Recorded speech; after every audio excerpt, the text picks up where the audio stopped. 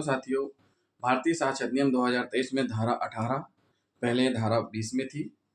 वाद के पक्षकार द्वारा अभिव्यक्त रूप से निर्दिष्ट व्यक्तियों द्वारा स्वीकृति। देखिए, वाद के पक्षकार समझ लीजिए, दो लोगों के बीच में बात चल रहा है, विवाद चल रहा है, वाद चल रहा है और इनमें से एक व्यक्ति किसी थर्ड पर्सन को निर्दिष्ट करता है कि उसका डिसीजन ले लेते हैं, जो वह बोलेगा मान्य होगा। तो ऐसी स्थिति में उसका डिसीजन मान्य होता है। का और खा दोनों के बीच में किसी बात को लेकर विवाद है। थर्ड पर्सन रेफरी या एम्पायर के पास जाते हैं, उससे पूछते हैं और उसके द्वारा जो कहा जाता है वो माना जाता है। लेकिन एक चीज इसमें ये होनी चाहिए, अगर रेफरी क्रिकेट का है तो क्रिकेट का ही विषय लेकर के जाया जाए। ऐसा नहीं है कि क्रिकेट के रेफरी के पास आप फुटबॉल का लेकर के पहुंच जाएं।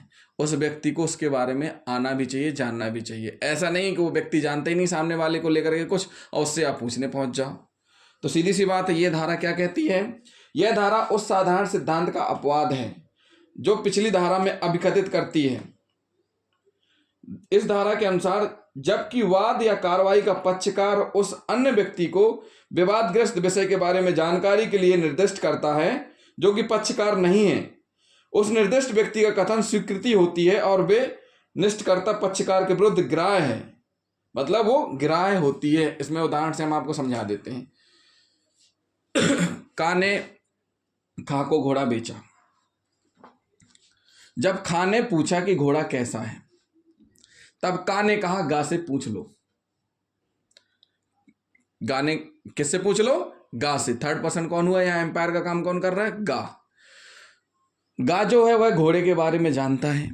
गा है, उसी के पड़ोस में रहता है या वो पहले से जानता है या घोड़े का जानकार है, जानता है। अब अगर इस स्थिति में गा जो बोलेगा अच्छा बुरा, वह स्वीकृत माना जाएगा और ग्राह्य होगा।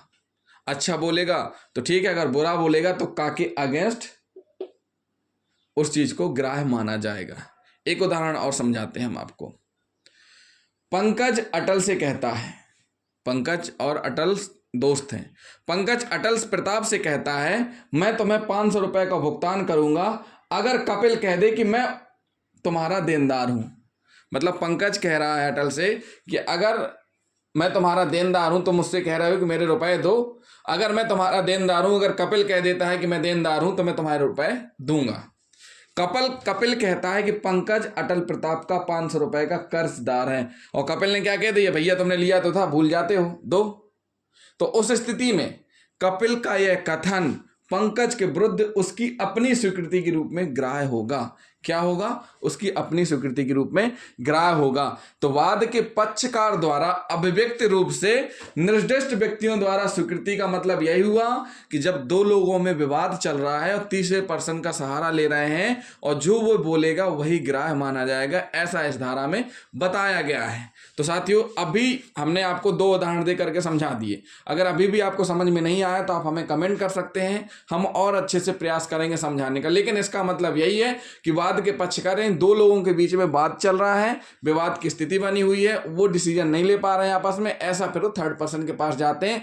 थर्ड पर्सन उसमें जो अभिमत देता है उसको क्या माना जाता है? उसको माना जाता है स्वीकृति। और वह जो पर्सन विवाद है वो किसी न किसी एक के खिलाफ होती है। जैसे पंकज ने जब अटल से कहा कि मैं तुम्हें दे दूंगा अगर कपिल कह दे, कपिल ने कह दिया, वहां पर पंकज को देना पड़ा। क्यों? क्योंकि पंकज बोला है मैं दूंगा, लेकिन कब दूंगा? अगर कपिल बोल देता। तो कपिल ने बोल दिया कि पंकज तुमने रुपए उधार लिए थे, दो। तो ऐसी स्थिति में क्या माना गया है कि वाद के पक्षकार द्वारा अभिव्यक्त रूप से निर्दिष्ट व्यक्ति द्वारा स्वीकृति जो कि ग्राह्य है।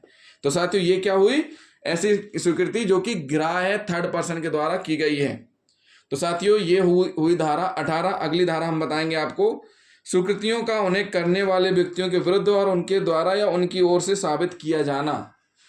बट जिन साथियों ने अभी तक हमारा चैनल सब्सक्राइब नहीं किया है तो सबसे पहले हमारे चैनल को सब्सक्राइब कर लें और वीडियो को पूरा जरूर देखें और साथ ही साथ कमेंट करें। वीडियो को शेयर और लाइक करना ना भूलें। थैंक यू दोस्तों।